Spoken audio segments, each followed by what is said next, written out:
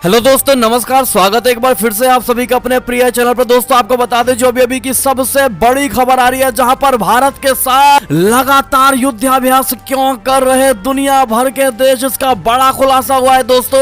और अब British aircraft carrier पहुंचा है। जी हाँ दोस्तों, अभी की सबसे बड़ी खबर आपको बताएंगे। आखिर भारत के साथ ही क्यों इतना ज्यादा युद्धाभ्यास करना चाहते हैं विदेशी सैनिक। जी हाँ दोस्तों, बताएंगे इसके पीछे का सबसे बड़ा कारण आपको इस चैनल पर। जी हाँ दोस्तों, से आगे बताएंगे। जहां पर सुरक्षा बलों का इंतकाम, श्रीनगर में नागरिकों की हत्या करने वाले टीआरएफ के आतंकी का काम तमाम हो गया है दोस्तों। बड़ी खबर, बड़ी जानकारी आपको देंगे। साथ ही आगे बताएंगे जहां पाकिस्तान कहने से मोहिद यूसुफ ने दिया अमेरिका को अल्टीमेटम। बताएंगे क्या कहा इन्होंने। साथ ही तालिबान से बात जरूरी है लेकिन तुरंत मान्यता नहीं दी जानी चाहिए। जी हाँ दोस्तों, किसी और ने नहीं दोस्तों, खुद रूसी राष्ट्रपति ने ये बड़ी बात कह दी और सभी अटकलों को खारिज कर दिया है दोस्तों। इसे बयान देने के बाद बताएंगे रूस से क्या अटकलें तेज हो चुकी थी दोस्तों, जिसको अब इन बयानों के बाद खत्म कर दिया गया है। बड़ी जानकारी देंगे इसकी भी आपको। साथ ही आगे बताएंगे जहां पर अब चीन की नींद होगी हराम।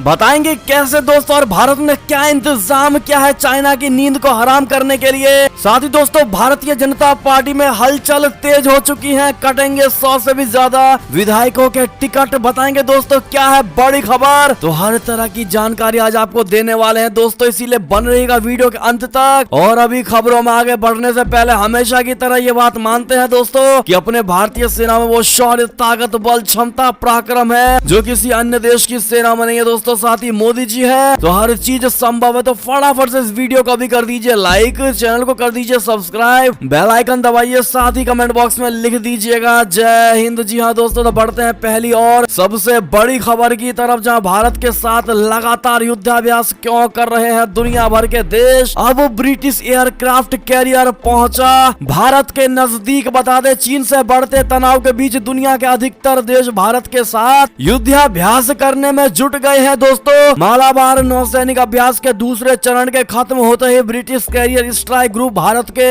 नजदीक पहुंच गया। इस ग्रुप में ब्रिटेन का HMS queen Elizabeth aircraft carrier के अलावा कई पनडुब्बी और युद्धपोत शामिल है। बता दें उधर भारतीय सेना के जवान युद्धाभ्यास 2021 में हिस्सा लेने के लिए अमेरिका के अलास्का में स्थित जॉइंट बेस एल्मेंडोर्फ रिचर्डसन पहुंच गए हैं दोस्तों। कुछ दिनों पहले ही भारतीय सेना की एक टुकड़ी रूस के साथ आर्मी 2021 युद्धाभ्यास में हिस्सा लेकर वापस लौटी है दोस्तों। ऐसे में ये सवाल उठता है कि आखिर भारत ही क्यों और भारत के साथ ये सारे विदेशी सैनिक युद्धाभ्यास क्यों करना चाहते हैं दोस्तों। इसके पीछे सबसे बड़ी वजह है चाइना और भारतीय सैनिकों का लगन। जी हाँ दोस्तों, भारतीय सेनाओं के लगन और करने की क्षमता दोस्तों पूरे विश्व में विख्यात है। और सबको पता है कि भारतीय सेनाओं में टेक्निकलिटी के साथ साथ लगन की कमी नहीं है। जी हाँ दोस्तों, और चाइना भी, जैसा कि हमने आपको बताया, पहला मुद्दा है चाइना, क्योंकि चाइना पूरे विश्व पर कब्जा करने की कोशिश कर रहा है दोस्तों और हर किसी से पंगा लेने की कोशिश कर रहा है। और ऐसे में भारत एकमात्र चाइना से निपटने वाला देश है दोस्तों, क्योंकि सब बाकी जितने देश हैं भारत के पड़ोसी, सबके सब ने चाइना से हाथ मिला लिया है दोस्तों। और भारत एकमात्र ऐसा देश है जिसने अपने दम पर किसी से हाथ नहीं मिलाया है, बल्कि हर किसी से युद्ध करने में सक्षम है। क्या कहना चाहेंगे आप लोग? सुझाव राय जरूर दीजिएगा दोस्तों। आपको क्या लगता है, क्या बड़ा कारण हो सकता है दोस्तों आपके बिहाफ पर बताना मत भूलिएगा। चलता अगली बड़ी खबर की तरफ, जहां सुरक्षा बलों का इंतकाम, श्रीनगर में नागरिकों की हत्या करने वाले टीआरएफ के आतंकी का हुआ काम तमाम। बता दें जम्मू कश्मीर में पिछले कुछ दिनों में सेना की कार्यवाही काफी तेज हो गई है। लगातार आतंकवादियों संग मुठभेड़ हो रही है और उनका सफाया किया जा रहा है। एक बार फिर पुलवामा में सुरक्षा बलों ने लश्कर यानी टीआरएफ के आतंकी का सफाया कर दिया है दोस्तों। मुठभेड़ के दौरान खालिद बशीर नाम के आतंकी को मार दिया गया है। इस आतंकी ने ही 2 अक्टूबर को एक सिविलियन की हत्या कर दी थी। बता दें आईजीपी कश्मीर विजय कुमार ने जानकारी दी है कि खालिद बशीर नाम के आतंकी ने 2 अक्टूबर को मोहम्मद शफी डार की हत्या कर डाली थी। जी हाँ दोस्तों, गोलियों से भून कर उसे बेकसूर की जान ले ली थी। ऐसे में बहुत बड़ी कामयाबी अपने भारतीय सेनाओं यानी सुरक्षा बलों को हाथ लगी है दोस्तों। दोस्तों, इसके लिए उनको कांग्रेचुलेशन कहना मत भूलिएगा अपने इंडियन आर्मी को। चलते अगली बड़ी खबर की तरफ, जहां पर पाकिस्तान के NSA मोईद यूसुफ ने दिया अमेरिका को अल्टीमेटम, बोले सेल पर नहीं है हमारा देश पाकिस्तान। बता दे, पाकिस्तान के राष्ट्रीय सुरक्षा सलाहकार यानी national security adviser doctor Moeed Yusuf ने एक नया बयान दिया है। उनके बयान को अमेरिका को अप्रत्यक्ष तौर पर दिया गया अल्टीमेटम कहा जा रहा है। दोस्तों, डॉक्टर मोईद ने कहा है कि पाकिस्तान अब सेल के लिए नहीं है। मोईद यूसुफ ने एक इंटरव्यू में कहा कि पाकिस्तान अब अपने हितों के लिए खड़ा होगा। वो भावनात्मक तौर पर नहीं बल्कि वो व्यावहारिक तौर पर अपने हितों की रक्षा करेगा। मोईद ने आगे कहा कि कई बार इस बात की आलोचना की जा चुकी है और कई लोगों ने इसे एक गलती के तौर पर करार दिया है, मगर ये सच है कि पाकिस्तान अब किसी भी देश के बेस के तौर पर काम नहीं करेगा, ना ही वो आने वाले समय में किसी दूसरे देश के एयरबेस के तौर पर होगा। जी हाँ दोस्तों, आपको बता दें कि ये एक तरह से अल्टीमेटम के रूप में अमेरिका को पाकिस्तान की तरफ से चेतावनी दी गई है। जी हाँ दोस्तों, बात करें अगली खबर की तो अफगानिस्तान की स्थिति पर पुतिन ने कहा कि तालिबान से बात है बेहद जरूरी, लेकिन तुरंत मान्यता नहीं दी जानी चाहिए। जी हाँ दोस्तों, अफगानिस्तान में जब से तालिबान की सरकार बनी है पूरी दुनिया की चिंता भी ज्यादा रही है दोस्तों, और बदलते समीकरण पर सभी की नजर भी ज्यादा पैनी बनी हुई है। इस कठिन परिस्थितियों में रूस एक ऐसा देश रहा है जिसने लगातार तालिबान से बातचीत की पैरवी की है। एक बार फिर उसने अपना यही रुख सबके सामने रखा है। दोस्तों, मॉस्को में तालिबान संग होने जा रही अहम बैठक से पहले राष्ट्रपति व्लादिमीर पुतिन ने कहा है कि तालिबान से बात करना काफी जरूरी है। मान्यता बाद में भी दी जा सकती है, लेकिन उनसे संपर्क साधना आवश्यक हो गया है। वे कहते हैं कि तालिबान को मान्यता देने में हमें जल्दबाजी नहीं करनी चाहिए। हम समझते हैं कि उनसे इस समय बात करना बेहद जरूरी है, लेकिन हड़बड़ी करना बिल्कुल सही नहीं होगा। साथ बैठकर हर मुद्दे पर मंथन होनी चाहिए। तो वहीं मॉस्को बातचीत को भी काफी निर्णायक बताते हुए पुतिन ने साफ कर दिया है कि अब अमेरिका, चीन और पाकिस्तान को रूस संग मिलकर अफगानिस्तान में फिर शांति स्थापित करनी होगी। क्या कहते हैं दोस्तों आप लोग, और पुतिन के इस बात का समर्थन करते हैं या नहीं, इन्होंने सही कहा या गलत, कमेंट में बताना मत भूलिएगा दोस्तों। आपका क्या नजरिया है इनके बयान पर, बताना मत भूलिएगा दोस्तों। चलते हैं अगली खबर की तरफ, लेकिन आपसे रिक्वेस्ट है दोस्तों, जिन भाइयों और बहनों ने वीडियो को लाइक नहीं किया प्लीज रिक्वेस्ट है लाइक कर दीजिएगा हमारी इस मेहनत को सफल करने के लिए। बात करें अगली खबर की तो चीन की नींद होगी हराम, सेला टनल जल्द बनकर होगी तैयार। भारतीय सेना को तवांग पहुंचने में होगी बेहद आसानी। जी हाँ दोस्तों, केंद्रीय रक्षा मंत्री राजनाथ सिंह ने कहा है कि सेला सुरंग अरुणाचल प्रदेश में दिरांग घाटी को तवांग से जोड़ेगी। आपको बता दें कि सुरक्षा के लिहाज से भारत के लिए यह सुरंग बेहद महत्वपूर्ण माना जा रहा है। आइए आपको बता दें कि इस सुरंग की क्या खासियत है दोस्तों, और ये तवांग के आम लोगों के साथ ही भारतीय सेना के लिए क्यों इतना ज्यादा महत्वपूर्ण है। दरअसल रिपोर्ट्स के मुताबिक पूर्व केंद्रीय मंत्री अरुण जेटली ने 2019 के बजट में इस प्रोजेक्ट की घोषणा की थी। पीएम नरेंद्र मोदी ने साल 2019 में बाली पारा 4 द्वार तवांग रोड के जरिए तवांग तक हर मौसम में सड़क संपर्क की सुविधा के लिए सेला टनल प्रोजेक्ट की आधारशिला रखी थी। 14 अक्टूबर 2021 को रक्षा मंत्री राजनाथ सिंह ने विस्फोट के जरिए मुख्य ट्यूब का रास्ता खोलने के लिए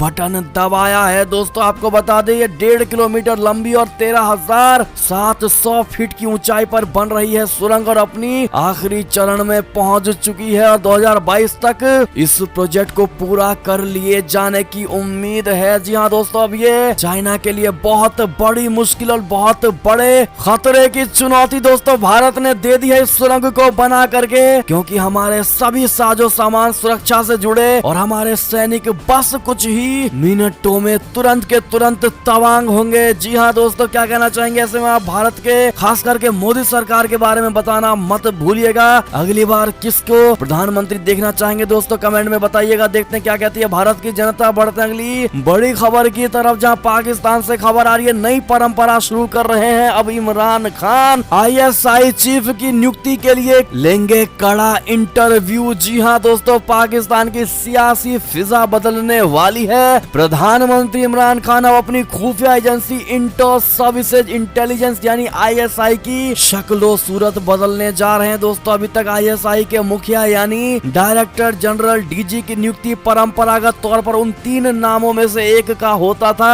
जो इस पद से विदा लेने वाले डीजी ही प्रस्तावित करते थे। लेकिन अब प्रधानमंत्री इमरान खान इस पद के लिए बाकायदा इंटरव्यू लेकर नया डीजी नियुक्त करने जा रहे हैं। इस पद के दावेदारों का एक जटिल यानी कॉम्प्लेक्स इंटरव्यू लेकर इमरान खान और chief of the army staff यानी सेना प्रमुख जनरल कमर जावेद बाजवा इनमें से किसी एक को चुनेंगे। जल्द ही आईएसआई के नए मुखिया का चयन भी कर लिया जाएगा। बढ़ते हैं दोस्तों अगली खबर की तरफ, जहां पर चाइना ने कर दिया पाकिस्तान के साथ बहुत बड़ा मजाक। पाकिस्तान को भेज दिए बिना गारंटी वाले घटिया ड्रोन, कुछ ही महीनों में हो गए टाई फिश। जी हाँ दोस्तों, चीनी सामान की कोई गारंटी नहीं होती, सब जानते हैं और ये बात भी सच है दोस्तों। जब तक चले तब तक तो ठीक, लेकिन खराब हुआ तो उसको कबाड़ी तक लेने से मना कर देता। और ऐसे ही सेम कंडीशन दोस्तों पाकिस्तान आर्मी के साथ हुआ है। आपको बता दें चीन ने ऐसे ही अपने कुछ आधुनिक सैन्य हथियार पाकिस्तानी आर्मी को सप्लाई किए थे,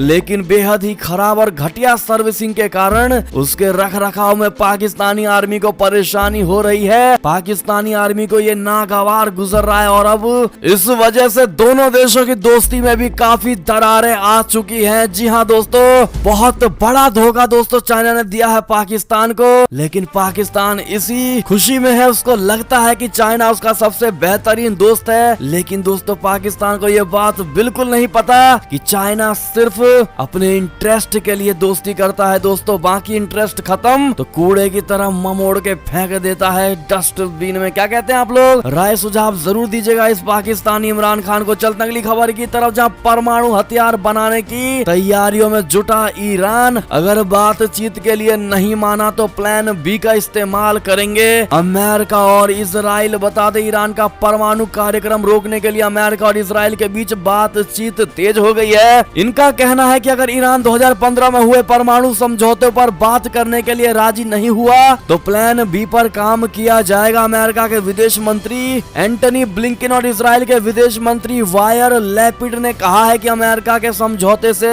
दोबारा जुड़ने के बाद अगर ईरान इसका पालन करने से इनकार करता है तो उसे मनाने के लिए दोनों देश दूसरे विकल्पों का इस्तेमाल करेंगे। दोस्तों बढ़ते हैं अगली बड़ी खबर की तरफ, जहां पर अफगानिस्तान से खबर, काबुल में गुरुद्वारे में घुसकर बंदूकधारियों ने भंग की है वहां की पवित्रता और सिखों को भी धमकाया है दोस्तों। जी हां, अफगानिस्तान की राजधानी काबुल में एक बार फिर अल्पसंख्यक सिख समुदाय की भावनाओं को आहत करते हुए उन्हें धमकाया गया है। इंडिया वर्ल्ड फोरम के प्रमुख पुनीत सिंह चंडोक ने कहा है कि खुद को इस्लामिक अमीरात ऑफ अफगानिस्तान की स्पेशल यूनिट का हिस्सा बताने वाले कई हथियारबंद लोग गुरुद्वारा दशमेश पिता में जबरन घुस गए। राजधानी काबुल में करते परवन स्थित गुरुद्वारे की पवित्रता भंग करते हुए उन्होंने सिखों को धमकाया है। दोस्तों बात करें अगली बड़ी खबर की, तो अफगानिस्तान में लकड़ी काटते या बेचते पकड़े गए तो अब आपकी खैर नहीं, तालिबान ने लगाया इसको लेकर अफगानी नागरिकों पर बड़ा प्रतिबंध। बता दें अफगानिस्तान में तालिबान की इस्लामिक अमीरात सरकार ने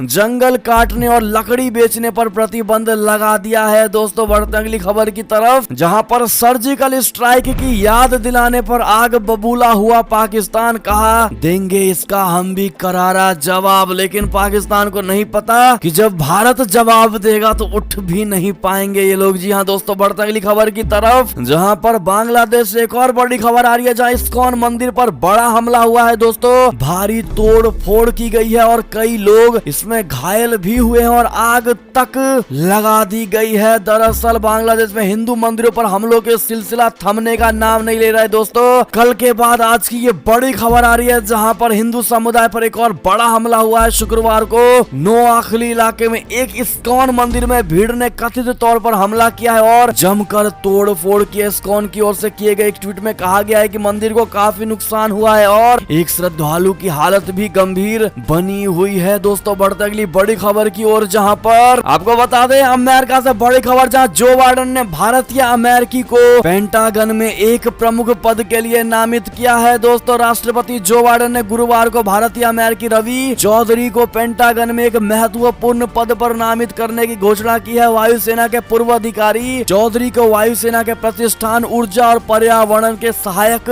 सचिव के पद के लिए नामित किया गया है। दोस्तों बढ़ते हैं अगली बड़ी खबर की तरफ, जहां पर भारी विरोध के बाद हटेगी कोलंबस की मूर्ति। जी हाँ दोस्तों, मैक्सिको सिटी की सबसे प्रमुख सड़क से क्रिस्टोफर कोलंबस की मूर्ति को हटाया जाएगा। इसकी जगह पर एक मूल निवासी महिला द यंग वुमेन ऑफ अमाजाक की मूर्ति की प्रतिकृति को लगाया जाना है। बता दें, जो अगली बड़ी खबर आ रही है, भूटान और चीन के बीच सीमा विवाद पर चल रही वार्ता से सतर्क हुआ अपना भारत। कहा एक एक इनके फैसलों पर हमारी नजर बनी हुई है। जी हाँ दोस्तों, बात करें अगली खबर की तो विमान का किराया कम करो वरना अफगानिस्तान में लैंड नहीं होने देंगे तुम्हारा प्लेन। जी हाँ दोस्तों, तालिबान ने पाकिस्तान को दे दी है बड़ी धमकी। बता दे, तालिबान ने पाकिस्तान को खुलेआम हड़काया है। तालिबान ने पाकिस्तान से कहा है कि अगर उसने अपने विमान का किराया कम नहीं किया तो उसके विमान को अफगानिस्तान में उतरने नहीं दिया जाएगा। तालिबान ने पाकिस्तान इंटरनेशनल एयरलाइंस यानी PIA और अफगानिस्तान के काम एयर को कहा है कि वो काबुल से इस्लामाबाद जाने वाली फ्लाइटों का किराया कम कर दें। शुक्रवार को स्थानीय मीडिया रिपोर्ट में यह बात कही गई है। दोस्तों, बढ़ते अगली बड़ी खबर की तरफ, जहां पर ब्रिटेन समेत दुनिया के 30 देशों में अब मान्य होगा भारत का कोविड वैक्सीन सर्टिफिकेट। जी हाँ दोस्तों, हाल ही में ब्रिटेन के नए कोरोना ट्रेवल नियमों को लेकर भारत का उसके साथ गहरा विवाद सामने आया था। हालांकि भारत की कड़ी आपत्ति के बाद वो विवाद भी सुलझ गया। लेकिन दोस्तों, अब जो भारत के लिए बड़ी अच्छी खबर आ रही है, जहां ब्रिटेन के अलावा दुनिया के 30 से अधिक देशों ने भारत के कोविड वैक्सीन सर्टिफिकेट को मान्यता देने पर सहमति व्यक्त की है। जी हाँ दोस्तों, वो कौन कौन से देश हैं ब्रिटेन के अलावा जिन्होंने कोरोना सर्टिफिकेट, वो भी भारत के कोरोना सर्टिफिकेट को अलाउ किया है, दोस्तों आप स्क्रीन पर देख पा रहे होंगे। चलते हैं अगली खबर की तरफ, जहां आपको बता दे दोस्तों, ईरान ने अडानी पोर्ट्स की पाबंदी को लेकर जताई है नाराजगी। दरअसल 13 सितंबर को डायरेक्टोरेट ऑफ रेवेन्यू इंटेलिजेंस यानी DRI ने गुजरात के मुंद्रा पोर्ट से 2988.21 किलोग्राम हेरोइन यानी नशीला पदार्थ जब्त किया था। करीब 2.65 अरब डॉलर कीमत की यह हीरोइन अफगानिस्तान में कंधार से ईरान के बंदर अब्बास पोर्ट से होते हुए मुद्रा पोर्ट तक पहुंचा था। और ऐसे में दोस्तों, मुद्रा पोर्ट के संचालन की जिम्मेदारी Adani ports and special economic zone के पास है। और ऐसे में इतनी मात्रा में हेरोइन की जब्ती की घटना हैरान करने वाली थी, जिसके बाद अडानी पोर्ट्स ने कहा था कि हम ईरान, पाकिस्तान और अफगानिस्तान से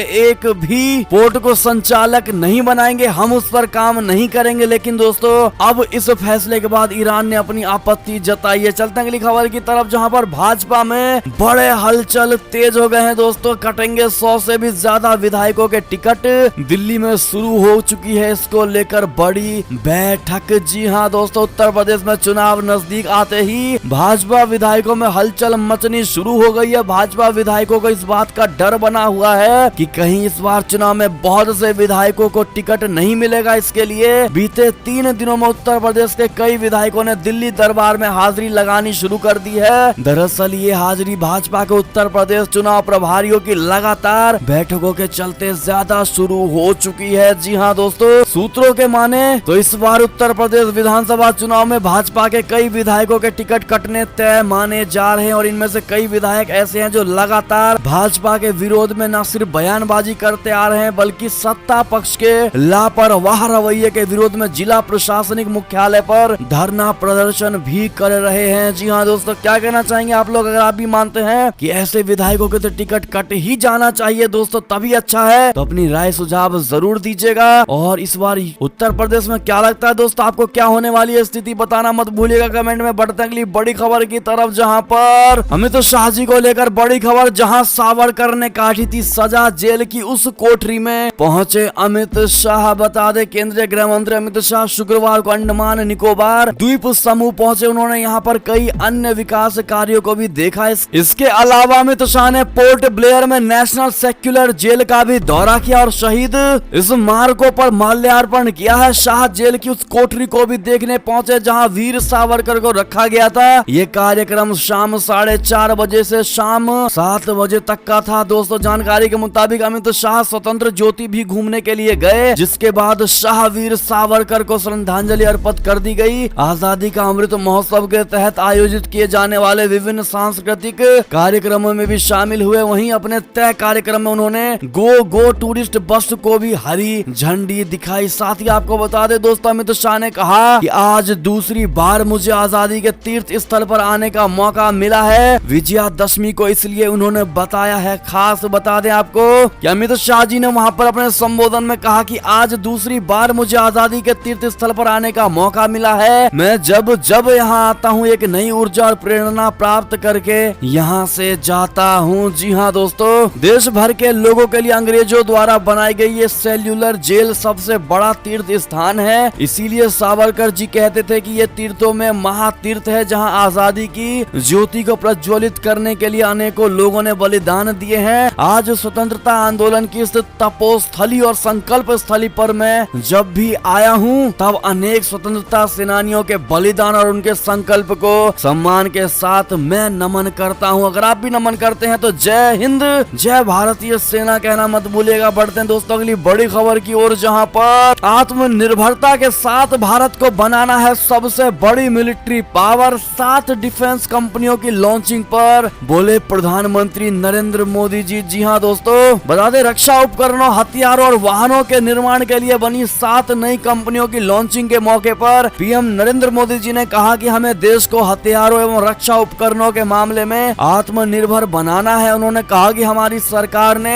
आत्मनिर्भर भारत अभियान के तहत देश को सबसे बड़ी मिलिट्री पावर बनाने का लक्ष्य तय किया है। इन कंपनियों के जरिए देश को हथियार, सैन्य वाहन, उपकरण एवं उन्नत तकनीक हासिल हो सकेगी। जी हाँ दोस्तों, बढ़ते अगली बड़ी खबर की तरफ, जहाँ आरएसएस फाउंडेशन डे पर बड़ी खबर आ रही है। हिंदुओं को बल संपन्न और संगठित होने की है जरूरत और यही सभी समस्याओं का समाधान है। जी हाँ दोस्तों, आपको बता दें कि विजयादशमी और राष्ट्रीय स्वयंसेवक संघ के 96वें स्थापना दिवस पर संघ प्रमुख मोहन भागवत ने कहा कि देश में अराजकता का माहौल बनाया जा रहा है। कुछ कट्टरपंथी लोग देश को बांटने का काम कर रहे हैं, इसीलिए हिंदुओं को बल संपन्न और संगठित होने की जरूरत है और यही सभी समस्याओं का हल भी है। क्या कहना चाहेंगे दोस्तों, इनकी बात का आप समर्थन करते हैं नहीं, बताना मत भूलिएगा। बढ़ते अगली बड़ी खबर की तरफ, जहां पर महेंद्र सिंह धोनी की चेन्नई सुपर किंग चौथी बार आईपीएल चैंपियन जीती है दोस्तों और केकेआर का ख्वाब चकनाचूर कर दिया गया है। दोस्तों बड़ी जीत, चेन्नई सुपर किंग्स ने कोलकाता नाइट राइडर्स को 27 रन से हार कर चौथी बार आईपीएल चैंपियन बन गई है। दोस्तों पर आपकी क्या प्रतिक्रिया होगी, आपकी सबसे फेवरेट आईपीएल की टीम कौन सी है दोस्तों, ये भी बताना मत भूलिएगा। और ऐसे में ये थी अब तक की सबसे बड़ी खबरें दोस्तों, और सारी खबरें आपको हमारी खबर कैसी लगी दोस्तों, आशा करता हूँ बहुत अच्छी लगी होगी। अगर थोड़ी भी अच्छी लगी है तो इस वीडियो का भी अपने भाई बंधुओं में व्हाट्सएप, फेसबुक, ट्विटर के जरिए पूरे भारत में शेयर करना बिल्कुल मत भूलिएगा दोस्तों। और अभी कर दीजिए इस वीडियो को लाइक,